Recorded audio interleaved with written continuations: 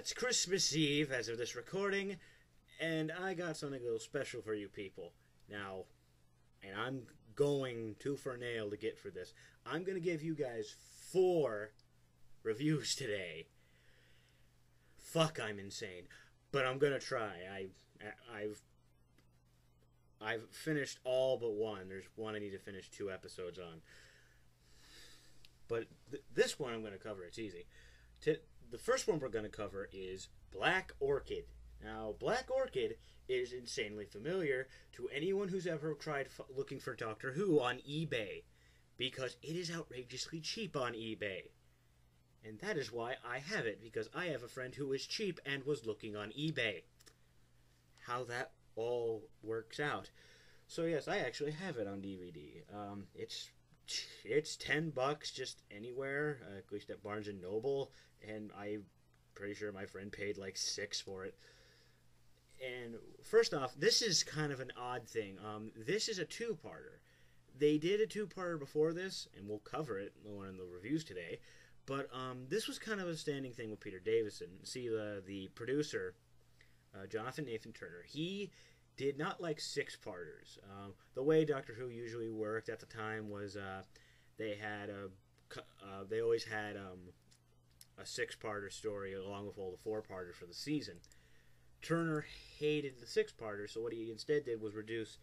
He instead said, instead of a 6-parter, we'll take that and use some math and make a 4-parter, and then use those 2 remaining episodes and get a quick story out of that.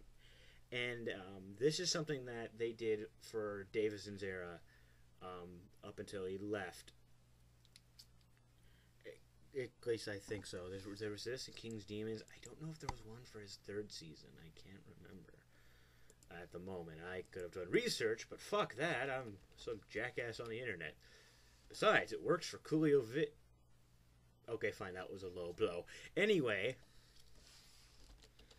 here's the thing about Black Orchid. It is a 2-parter. So you'd think that it would maybe, wrap up really fast, feel a little too dense. That was my main worry. But in honesty, a 2-parter, both parts being 25 minutes, this thing still felt padded. Okay, I'm going to sum up the story. The TARDIS lands in 1925, where in a case of mistaken identity, the Doctor ends up playing for a local cricket match, and they accept an invitation to a masquerade party, where events kind of escalate. Now the companions for this story were Nyssa, Tegan, and Adric. Nyssa's kind of a bit more of a focus here,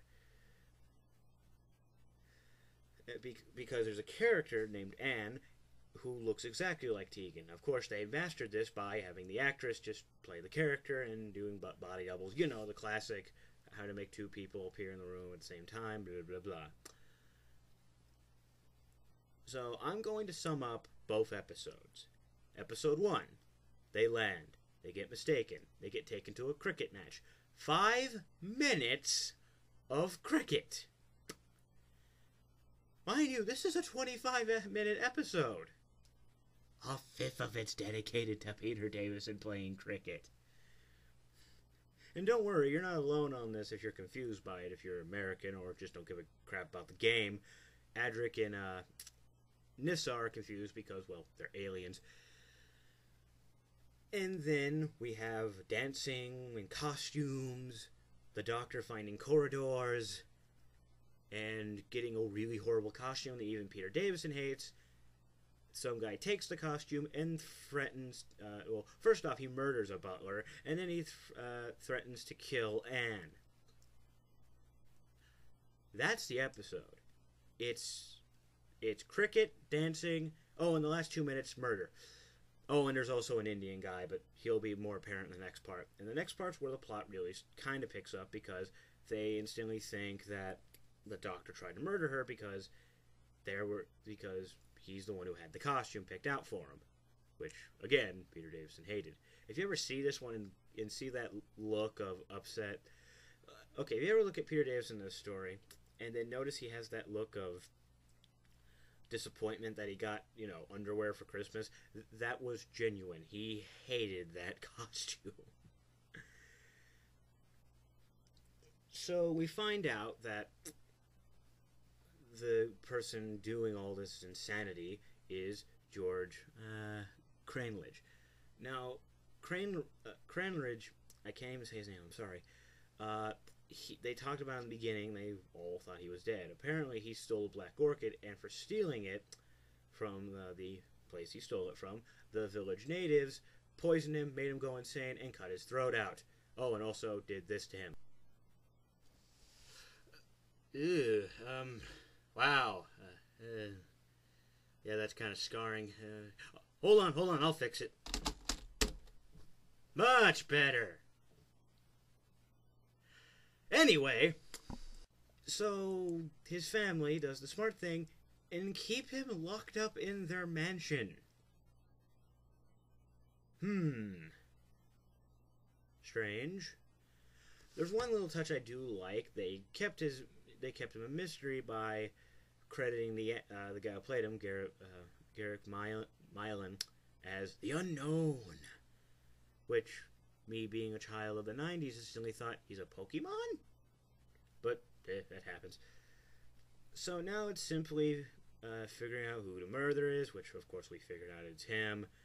And then we basically have just, a standoff. He accidentally takes Nissa instead of Anne, because again, they look the same, and Anne, being a genius, made them wear the same dress. Smart thinking.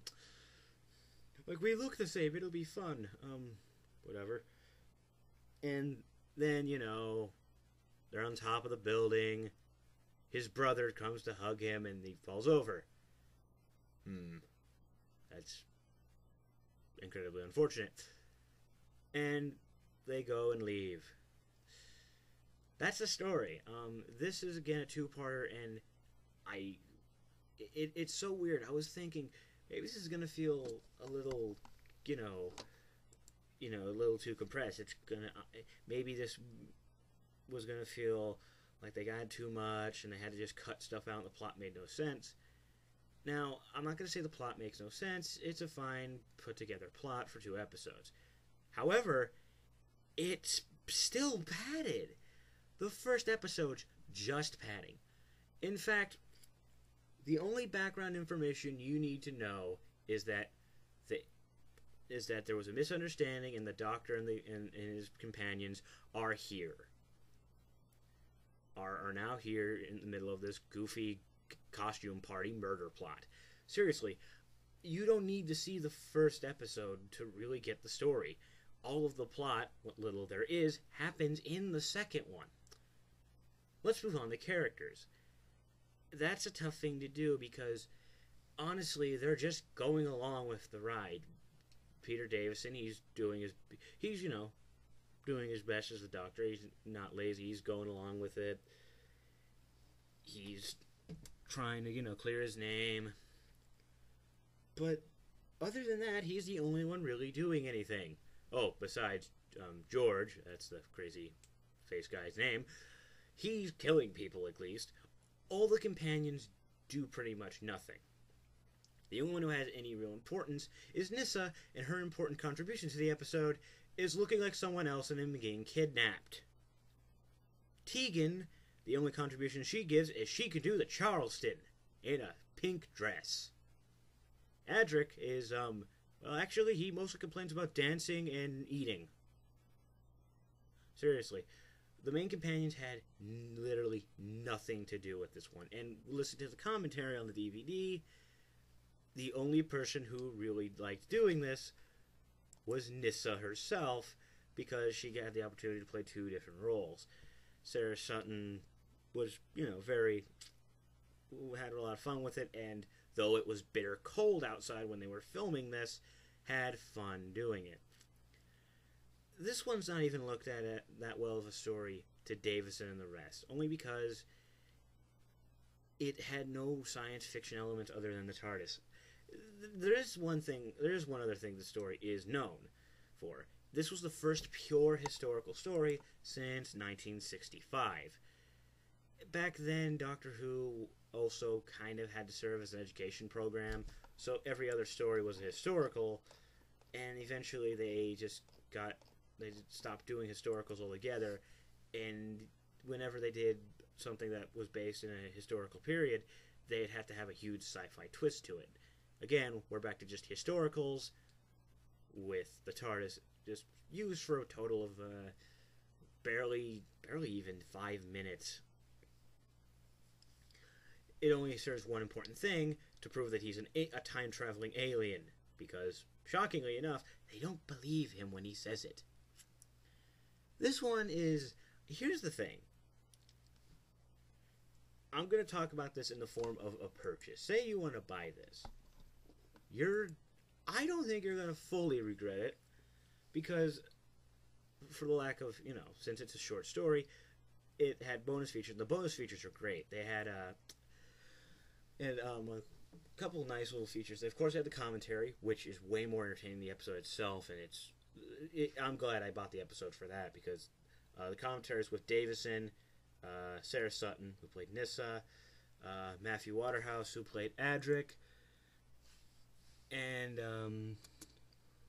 Janet Fielding is Tegan. They all are having fun, reminiscing, and talking about how it wasn't really the greatest, and how they just didn't like it.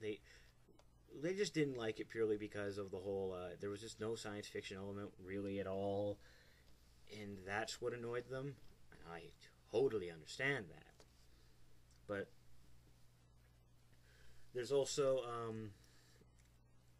some interesting things. There's a couple featurettes about how the process of cleaning up and restoring the film, because the Doctor Who restoration team, they're a big deal. They've been doing their best to improve and fix up stuff. It's amazing to see them do that. There's also deleted scenes. However, all the deleted scenes have to do with all the deleted scenes had to do with the cricket and the dancing. Just let that sink in. They had to cut additional footage out, and it was still all padding. Usually you see this and vaguely kind of get worried that, oh no, cutting that may, affect the plot or take something away. No, they just took away more cricket playing and dancing.